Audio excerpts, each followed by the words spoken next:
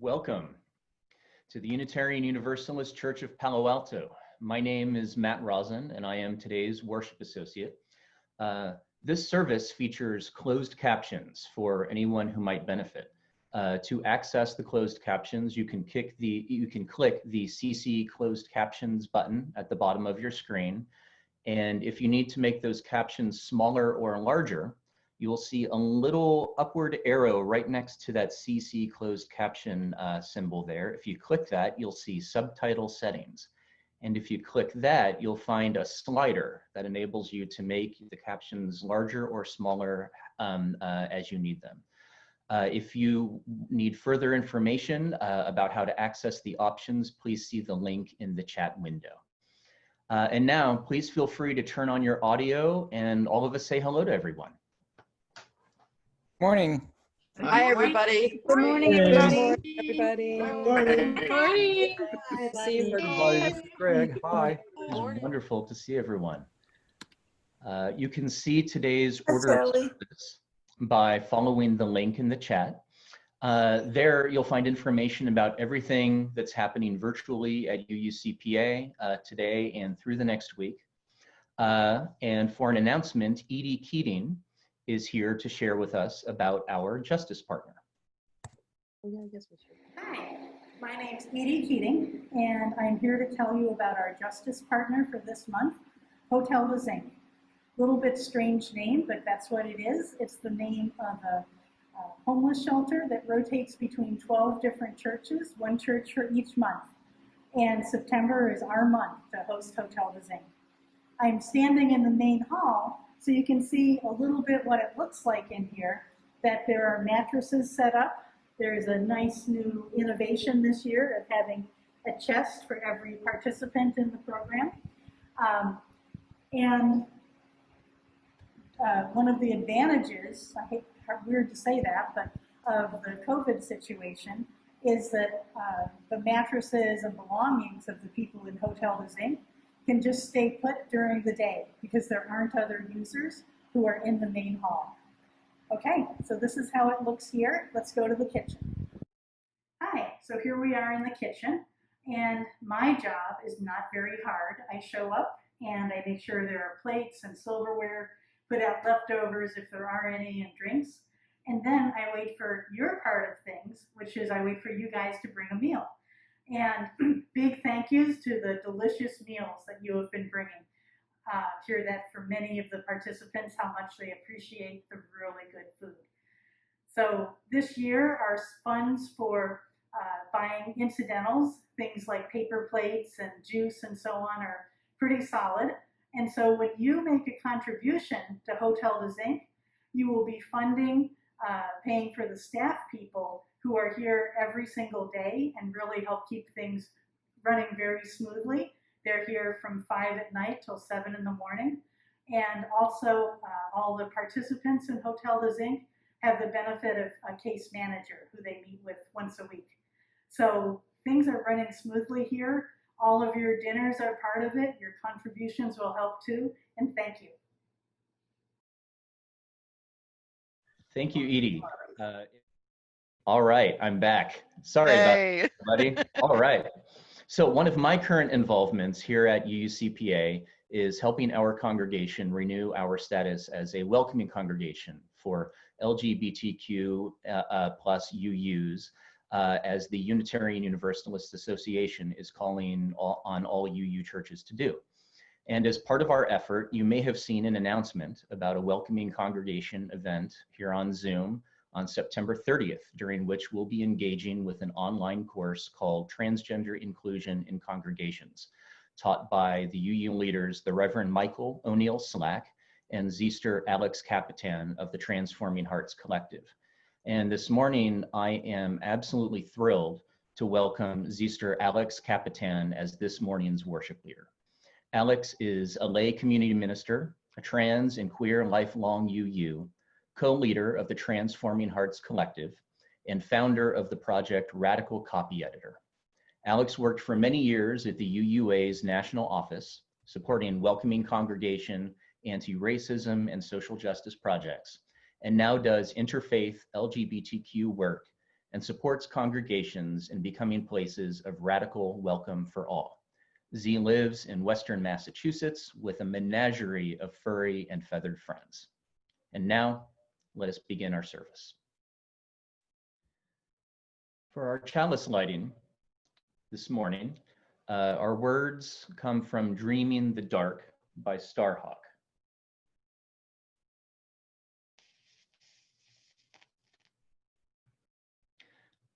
Somewhere, there are people to whom we can speak with passion without having the words catch in our throats. Somewhere, a circle of hands will open to receive us. Eyes will light up as we enter. Voices will celebrate with us whenever we come into our own power. Community means strength that joins our strength to do the work that needs to be done. Arms to hold us when we falter. A circle of healing, a circle of friends, someplace where we can be free.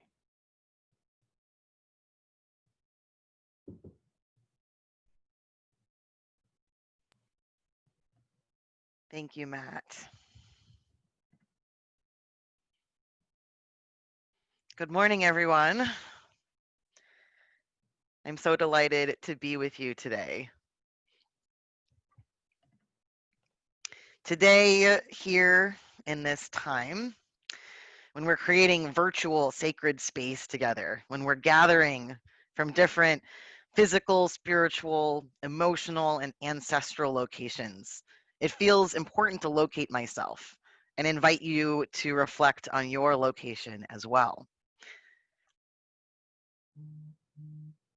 Falls.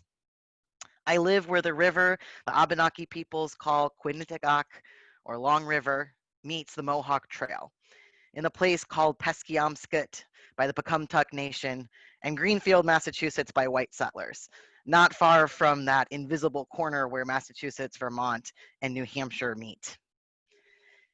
My ancestors have lived in this river valley and in eastern Massachusetts and in German colonized Wisconsin farmland and in the steel mills of Ohio, and before that, Germany, Hungary, and England.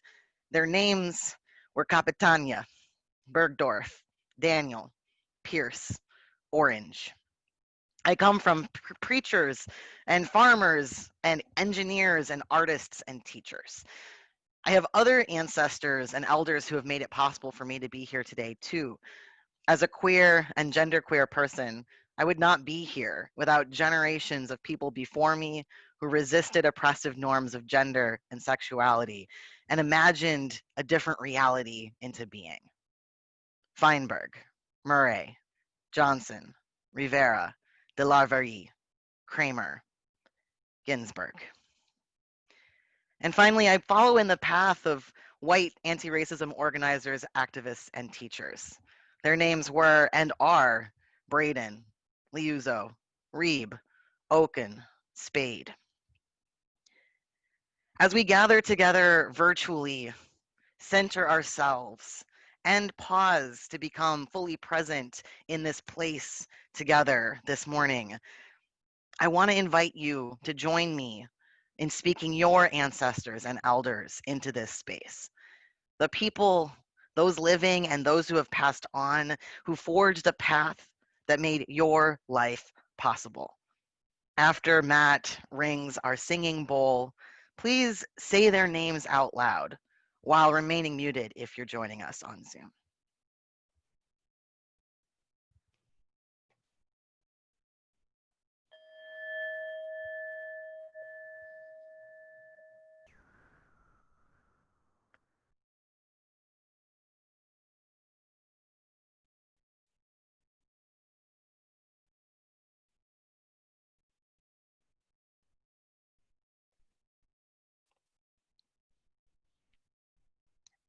Thank you for that.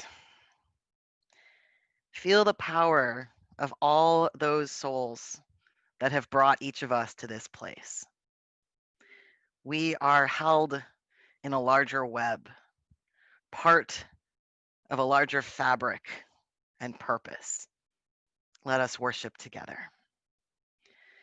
Please join in as Bruce leads us in singing Love Will Guide Us. The words are in your order of service.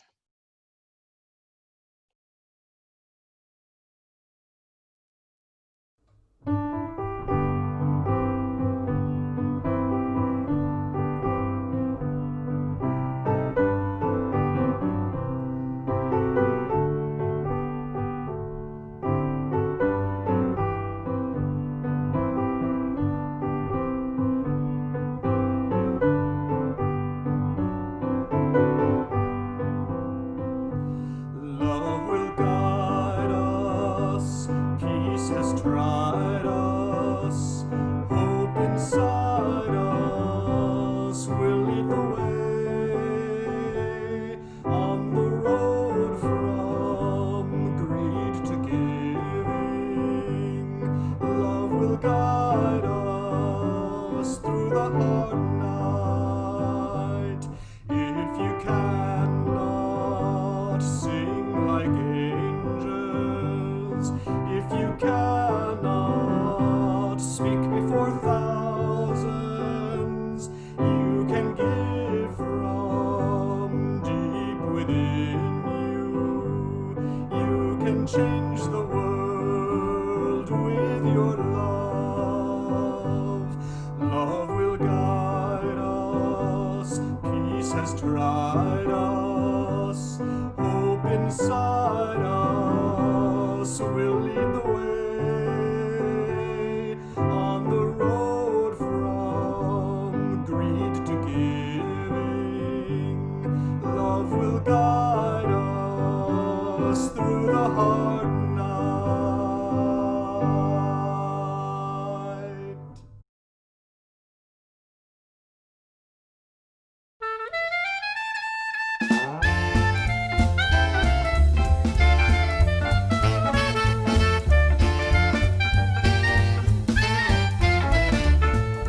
Prometheus, the human beings are so weak and defenseless. I have a plan. I'm going to go up to Mount Olympus, where Zeus and all of the powerful gods and goddesses live. You're going to ask Zeus for some more gifts to the human beings. Maybe some warm fur. Maybe Zeus could give them stingers and pinchers too. If I did that, Zeus would say, "Why did Epimetheus forget to give any gifts to the human beings?" Then he would probably chain you to a rock and let an eagle peck at your belly. Okay. Let's come up with a different plan. Look at all of those creatures we made. They all look so happy. Porpoises and whales and fish swimming around. Wow, did you see that? An opossum just ate one of the human beings. It looks like the humans have no way of protecting themselves. Did you just hear something?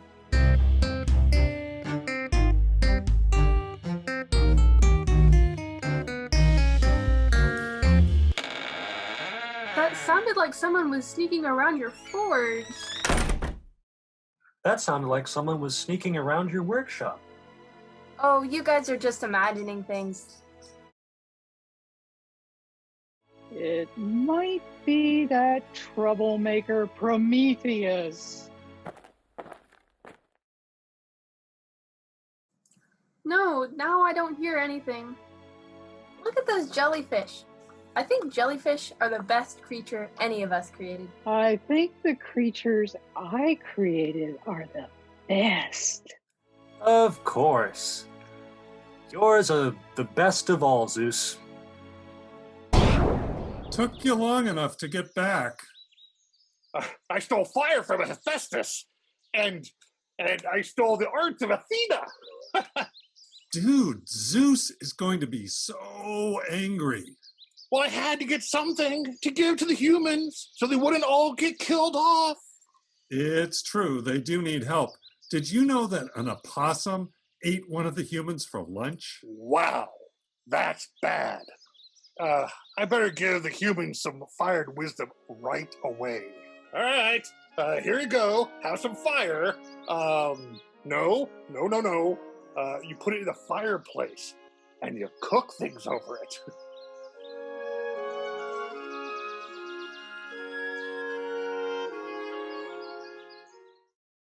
Prometheus, you have a heart of gold. But Zeus is going to see this as an act of rebellion. Well, a response of rebellion can be serotologically authentic. Maybe so, but what if Zeus catches you? Don't worry, I have a plan.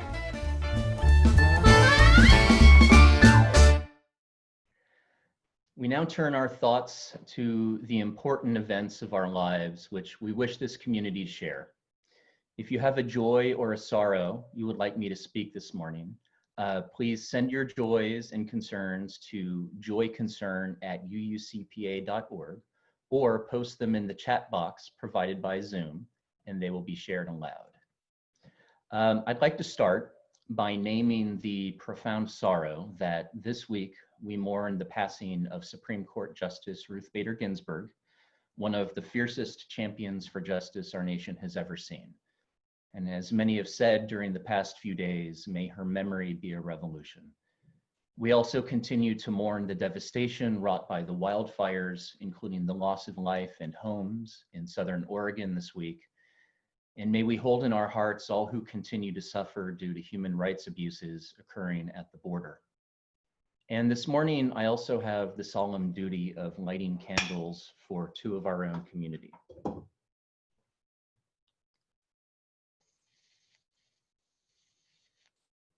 I light this first candle with gratitude for the life of David Harris, who died on Friday morning after a brief stay in hospice.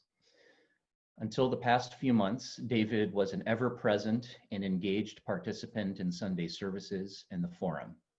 And as a pioneering member of our Peninsula Interweave group for LGBTQIA folks and their supporters, he would have loved to be at this service. This candle represents his bright spirit.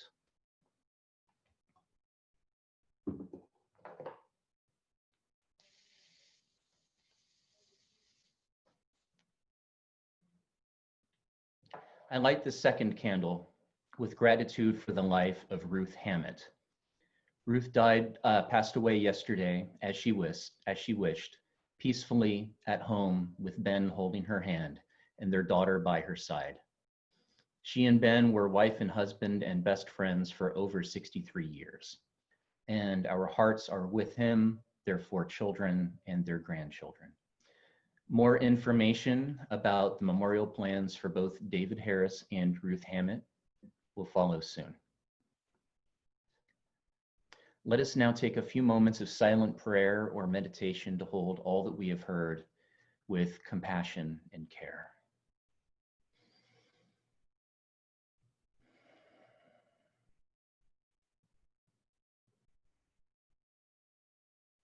Blessed be. And now please join in singing as Bruce leads us in Building Bridges. The words are in your order of service. This next hymn, Building Bridges, is a round. There are 4 different places you can start singing the beginning of the melody, and I'll show you on the screen where those places are the very first time I play the melody, so you'll know where to expect them. Then we'll sing through the whole thing 3 times, and you can choose whichever starting place suits you in the moment. When we reach the end of the 3rd verse, if you've chosen one of the 3 later starting places, you won't be able to finish your verse, but that's fine. It'll make a beautiful noise anyway.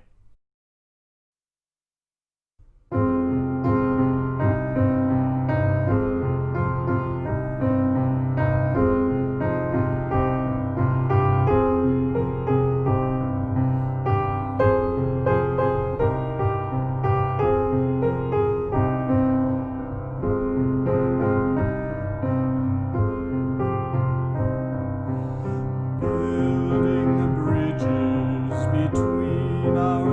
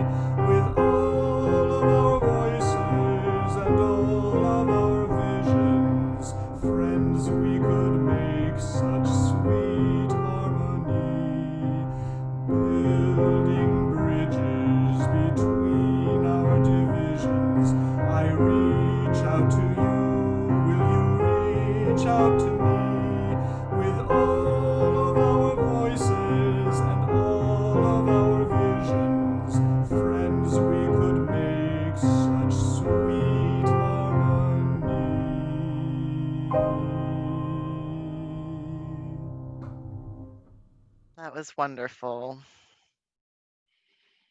Thank you for leading us, Bruce. Rounds online. So lovely.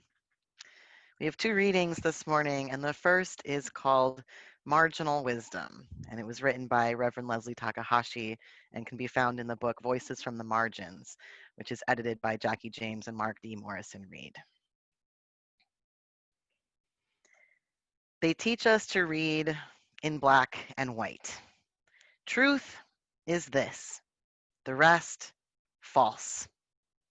You are whole or broken. Who you love is acceptable or not.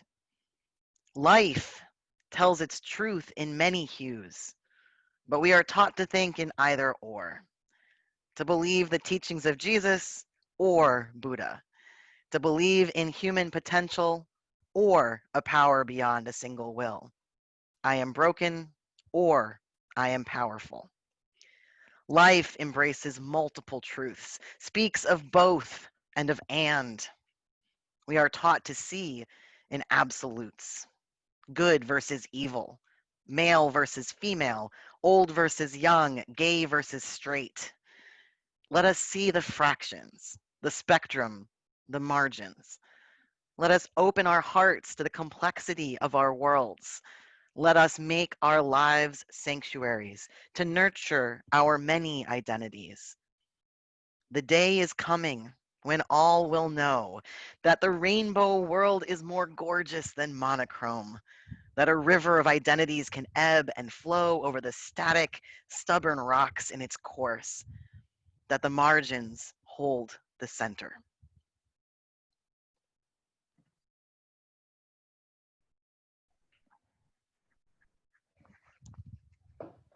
Thank you, Alex. Our second reading is a poem entitled You Matter, which is by me, Matthew S. Rosin. You can find it on the UUA's Worship website. You matter. There is no one like you, never will be again, from the birth of the earth to its outermost end. You, an eager shout, a sacred yes that moves your flesh, your bone, your breath. You, she, he, ze, they, you are whole and okay, gracefully teaching your truth and your way. You cannot be forgotten. We cherish you so. Your voice and your hands can do more than you know. You see old things anew, you turn them and test them.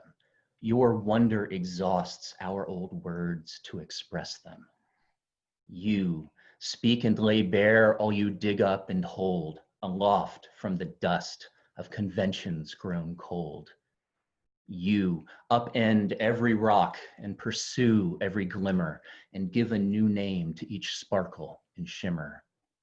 You chart out new paths, go beyond our horizons, new friendships, new stories, your hope always rising.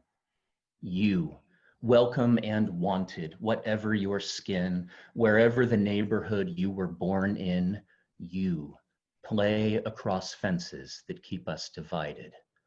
Old walls become weak where your love is ignited. You call us to kindness and questions, reminding the life of our living is found in the finding. You, there is no one like you, never will be again, from the birth of the earth to its outermost end. You matter, you do. We'll keep learning with you. Now stand on our shoulders, see what you can do.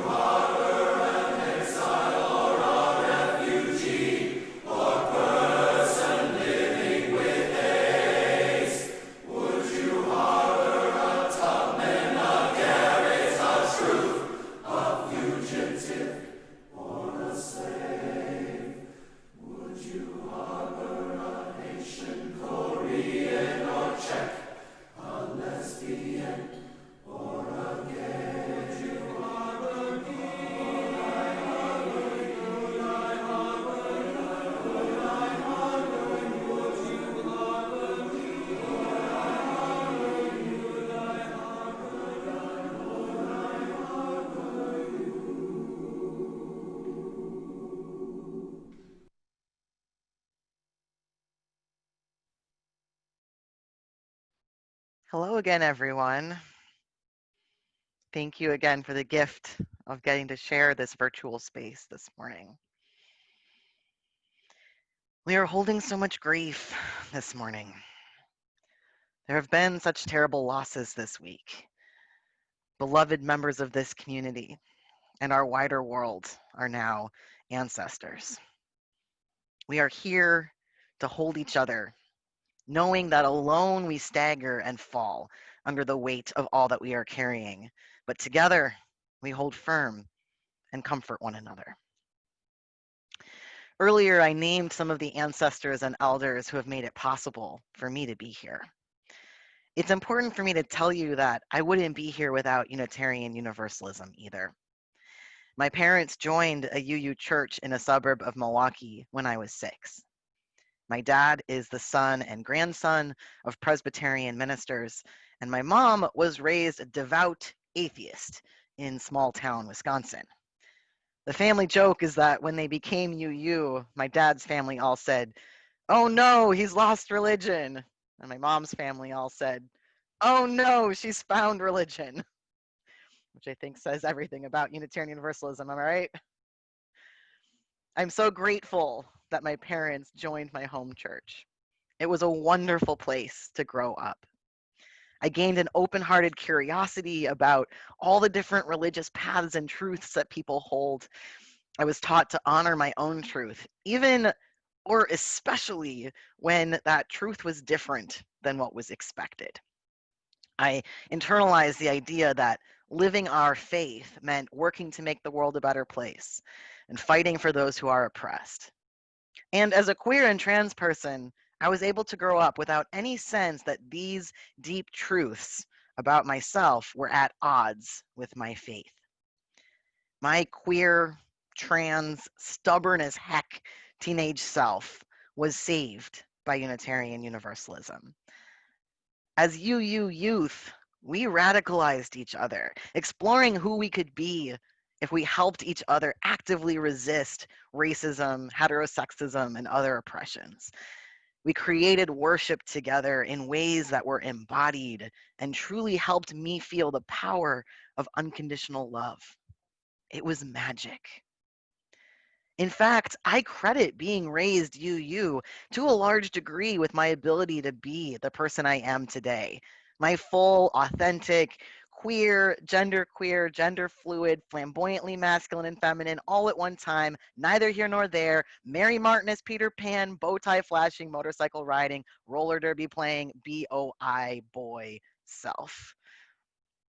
And yet, even though I was raised here in Unitarian Universalism, even though this religion has given me so much, I have never found a congregational home.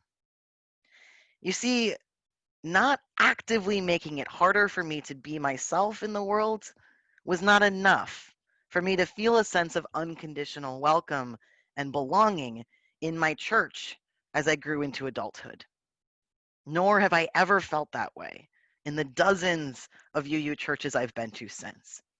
I've never found a congregation where I felt like my lived experience of Unitarian Universalism as a queer, trans, raised UU was reflected and honored.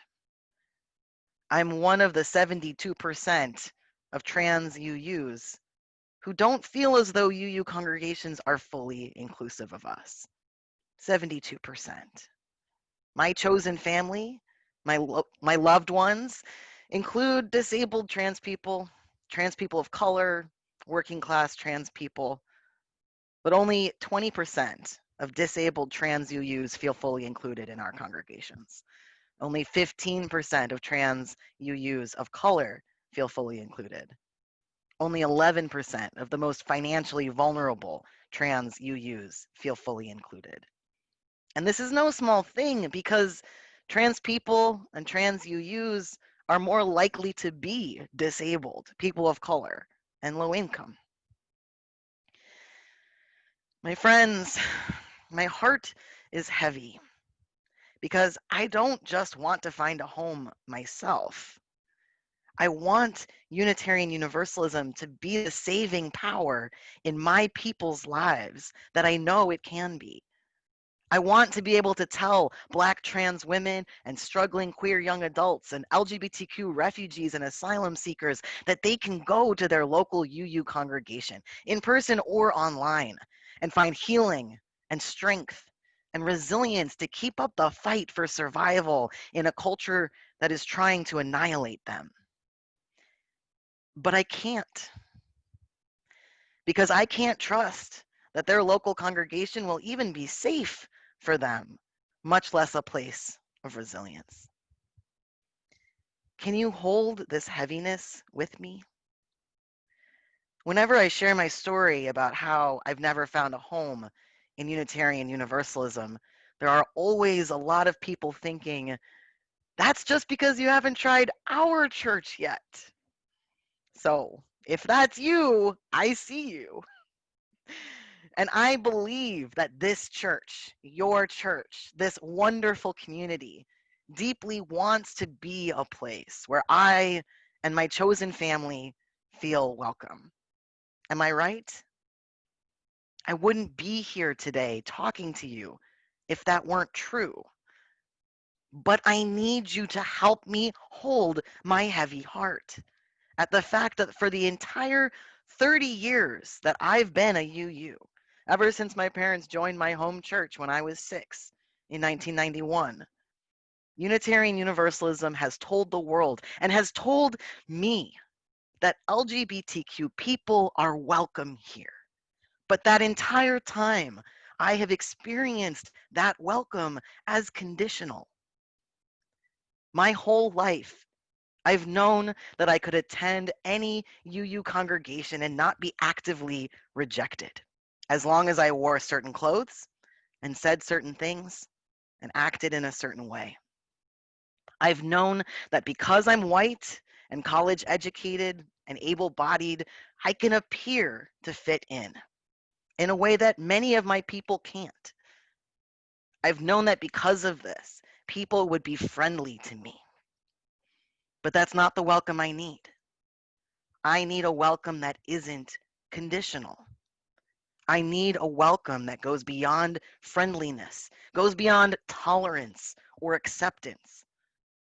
I need a welcome that's celebratory, a welcome that transforms hearts, yours and mine. And here's the thing. I know I'm not the only one here who is yearning for this sort of welcome. I know I'm not the only one here who has felt the saving power of Unitarian Universalism to transform hearts, remind us of our interconnectedness, and support us in loving one another across lines of difference. I know I'm not the only one here who has felt the need to leave certain parts of yourself behind, who has felt pressured to look or talk or act in ways that make you appear to fit in order to feel welcome here. You see, I'm not just in the ministry of welcome for myself and my chosen family. I'm in it for you, all of you, because I know that in order to survive this world, this dominant US culture of division and hatred and violence and environmental destruction, this world that is quite literally on fire, we need spaces like this one to be more than simply friendly. We need spaces like this one to be places where we can unlearn the judgments and assumptions and biases that have soaked into us from the outside world, and practice healing the divisions that are tearing our communities and our worlds and our very souls apart.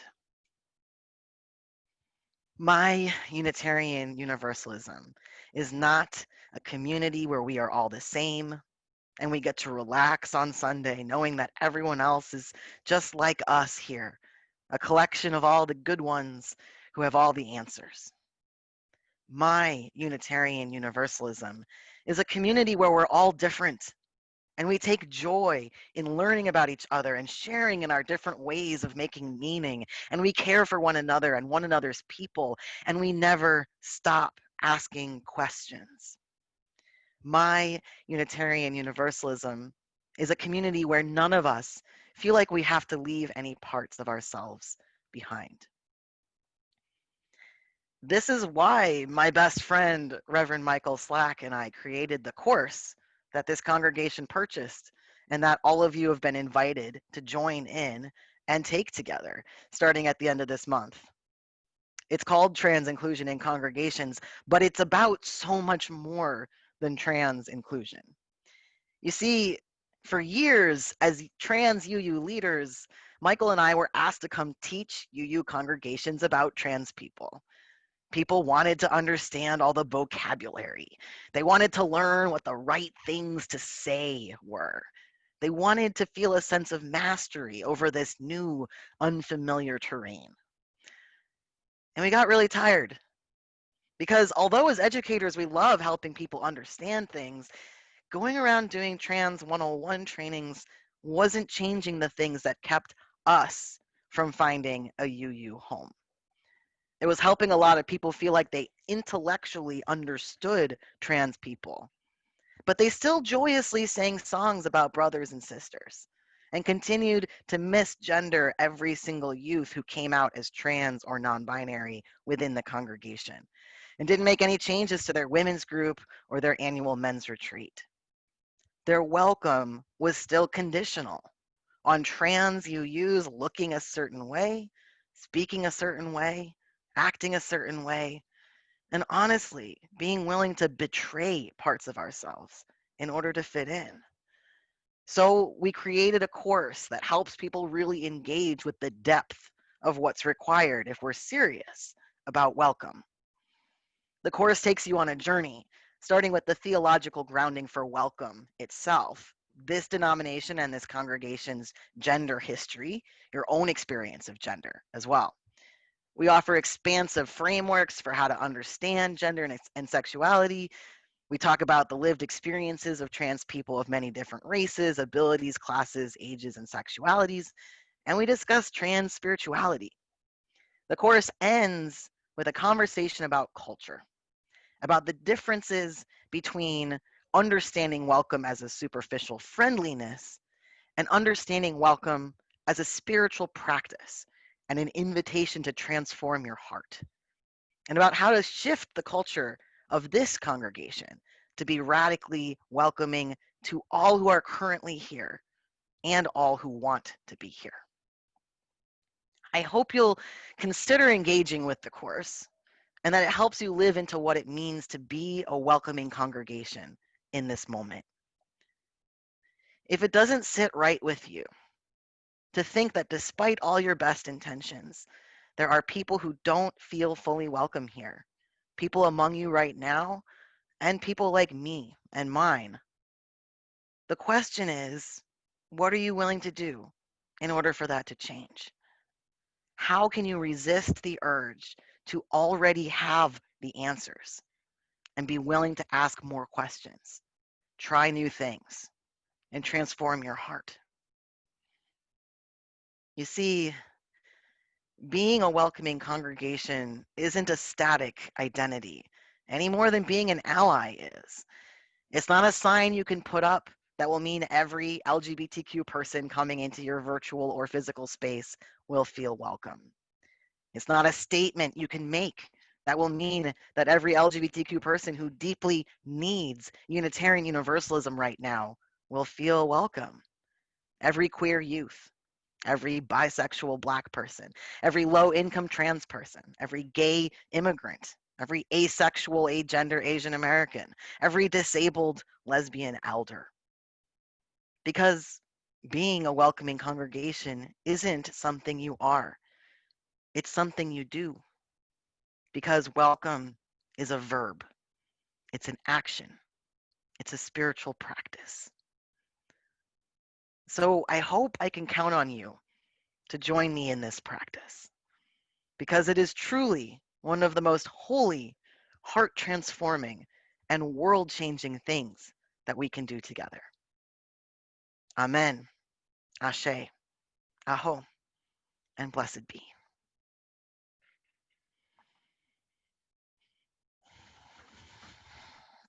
Thank you, Alex. As part of the Free Church tradition, we accept no money from any governmental body, nor do we receive money from any ecclesiastical authority, in order that we shall remain free to govern ourselves. In addition to their annual pledges, each week our members and friends may choose to give an additional contribution as a public witness that we are and shall remain a free church. With our offering, we also assert that we are part of the interdependent web of existence. 1 week per month, your gift goes to the chosen community organization. So today, your offering goes to our justice partner, Hotel de Zinc. The order of service gives a QR code and a link, and also information on using text to give via Give Lively. Please give generously. And if you are visiting for the first time, you are our guest. Please enjoy the music with a clear conscience. Please join in as Bruce leads us in singing, "We Are Building a New Way." The words are in your order of service.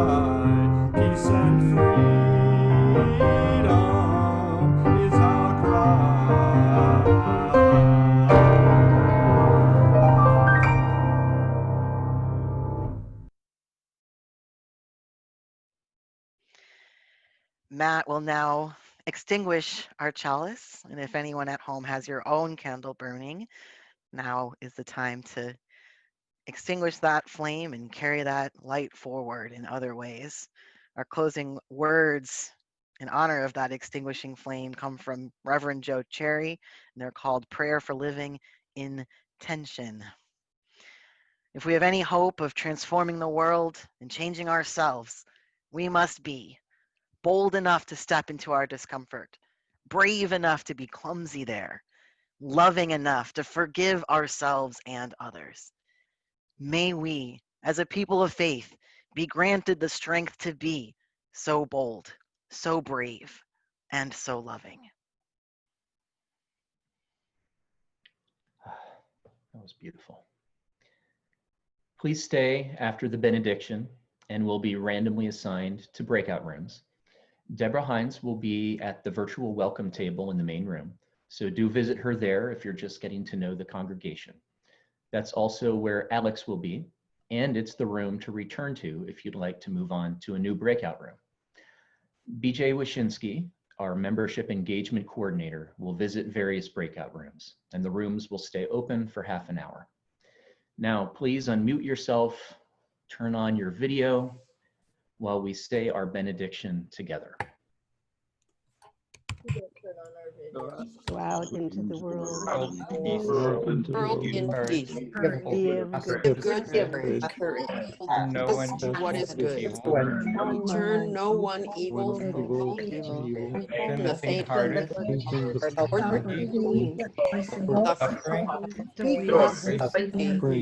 Speak love with word and deed. Honor all. Love with indeed. So it is.